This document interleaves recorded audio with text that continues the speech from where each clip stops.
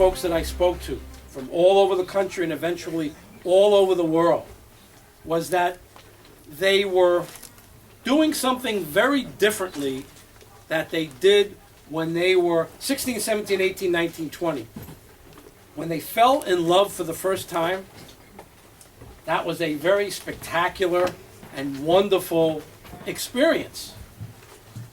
Many men, and I'm not going to ask any men right here, many men, if they fell in love when they were 16, 17, 18, 19, 20, and the woman broke it off with them, I'm here to tell you that the reason we are so strange is because we never fully recovered from that experience. Never. We have not. Quote me on it. That's why us men are so strange when it comes to opening up our heart and trusting again. You ladies have a bit of an advantage when it comes to that. You have each other. You can talk to your friends. You can confide in each other. You can help each other. You could be love coaches for each other. But have you ever heard of Vinny talking to his friend Joe in a spa or a gym saying, you know, I'm feeling really vulnerable. My girlfriend broke up with me, and I'm just feeling so sad. Are you going to hear anybody, guys, talk like that to each other in a gym or putting down a couple of beers? It's not going to happen. We're all on our men. Most men are all on our own. Yes? Falling in love, it doesn't mean that you know the person. Falling is already bad. Falling, yeah. So we have to watch that. The lady who came in here before wrote a book about love at first sight. So what I'm saying to you is, try to be a little kinder to men. We're slightly going through a tough time, and since women's lib, we have no idea what to do with you. But I'm not going there today. I'm going to stick to this. We have no idea what to do anymore. We're lost because our roles for 5,000 years have changed drastically. And take that in mind. Possibly one of the reasons why we're having such a difficult time right now, because the roles have changed so dramatically between men and women. So, does somebody want to raise their hand about number one?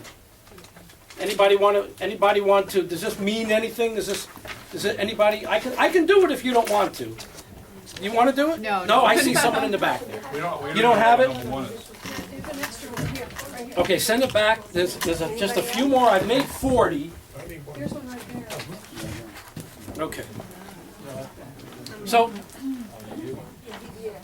the first one is, pay close attention to people's actions, not just their words. And here we are talking about 10 secrets to meeting Mr. and Mrs. Right. The first one is, pay closer attention to people's actions, not just their words. Does anybody relate to that at all? Yeah. Okay. So, basically what we're saying is, and everything here hopefully will help you build upon how you interact with people and how you can improve upon your dating skills. Okay? So, we all want to believe what everybody says. Now, when I was on the internet, I listened, being on America Online, and I think that was truly a very generational thing. That's something that we all went through. Younger kids are not going to quite go through the way we did, but people fell head over heels with what people said on the internet. Anybody relate to that? Even if you put your hand up a little bit? How many people that you know fell head over heels with someone that they never even met over the internet? A lot of people. A lot of people. What about the picture they put? Well, okay, so they put up false pictures, but let me tell you what really was going on very briefly, because there's so much to cover. I don't know how we're going to do this. Basically, what was happening was people were relating on an intellectual level. They were so turned on by getting their minds turned on. Cyber sex? Someone had cyber sex in here. Okay. That's the thought of it anyway. I'm sure more than one person. I'm sure half the room probably had some of that. But what I'm saying to you is this. It leads back to exactly what I was saying in the very, very beginning. If we got our hearts broken, most of us were just not strong enough to risk opening our hearts again. We started doing other things. Now they call it hooking up. It's really an easy way to put it, but we started doing things like having sex a lot easier, having sex quickly with each other rather than getting to know the person. If you were to speak to people in their 80s and 90s now, the thought of jumping into bed with someone, after they first met them was just non-existent. What was so great about that? They actually got to know someone before they went to bed with them. Oh my God. They actually got to know. A teacher of mine told me, Dr. Pat Allen, you might want, if you're taking notes, you want to write the name Dr. Pat Allen. She wrote a book called Getting to I Do. And in that book, she taught me, she was one of my teachers out in Los Angeles. Talk about an incredible teacher. She was a little old lady, about this tall, who used to speak every week out in Los Angeles at a movie theater to movie producers, agents, managers, actors who were so hardcore what they were doing with business, but they were alone and lonely, and they wanted to know why.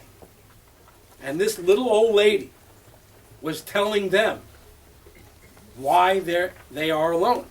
Because being a type A, aggressive, masculine personality, if you're a lady, at work doesn't work in relationships.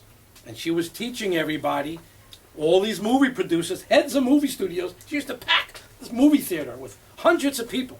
She knew what she was talking about. She says, you can have it all, but it's going to take a heck of a lot to do that. And we talked briefly about the women's lib. It's wonderful, wonderful thing to have women's lib in the business world. But I think it's done some things in our personal lives that have really made things a lot more challenging and a lot more difficult when it comes to falling in love. So, pay close attention to people's actions, not just their words.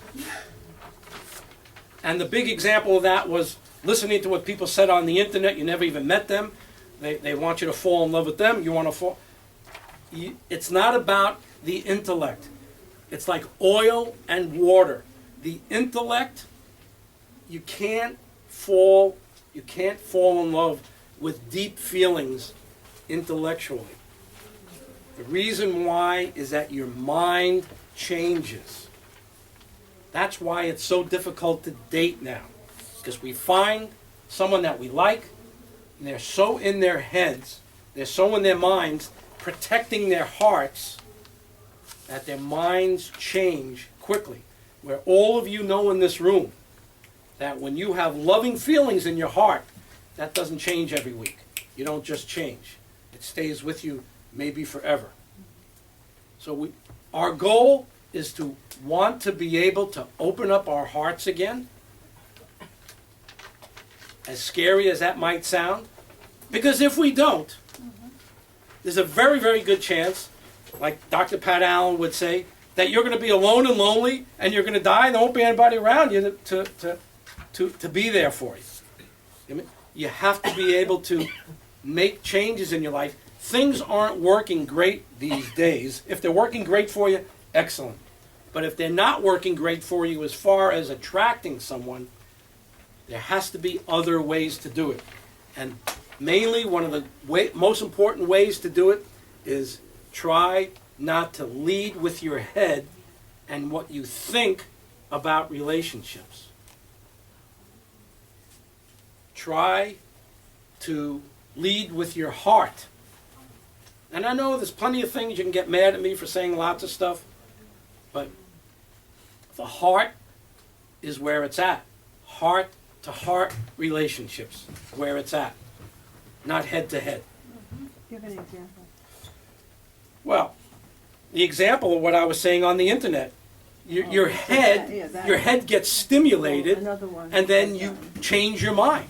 A man picking women for mental stimulation because you're a challenge, and you didn't fall for his line right away, and he's into you because you become a challenge, not because you're such a wonderful, deep, spiritual, kind, giving person.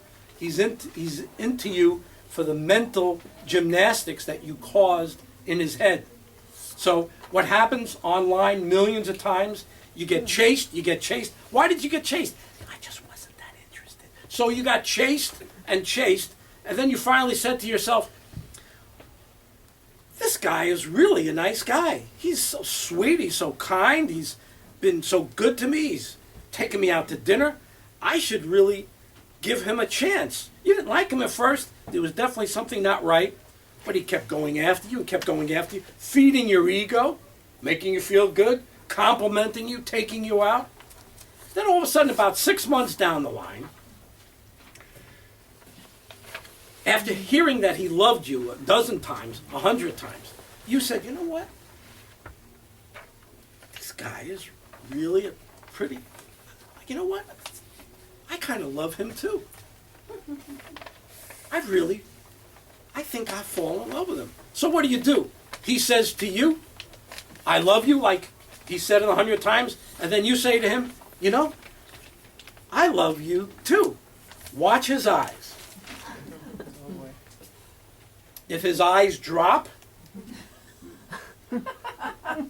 go to the side, like what do I do next? Go to this side or look up. You have not fallen, but you allowed someone in your life who pursued you because you were a challenge to him. And he was mentally stimulated by you not caring about him all that much. That's an ugly thing. But it happened over and over. This is the same story. People told me over and over. I didn't really like him, but what did you do? You kept him around because he fed your ego. So it's not just his fault. It's a combination. If we lead with, I think I'll keep him around. I think he's okay. You know, he's taking me out to dinner and he's telling me how. I think, where's the oil in the water? You know, if you're not feeling it for that person, at least a little bit in the beginning, let him go and find another challenge someplace else. Okay, we're never going to get through all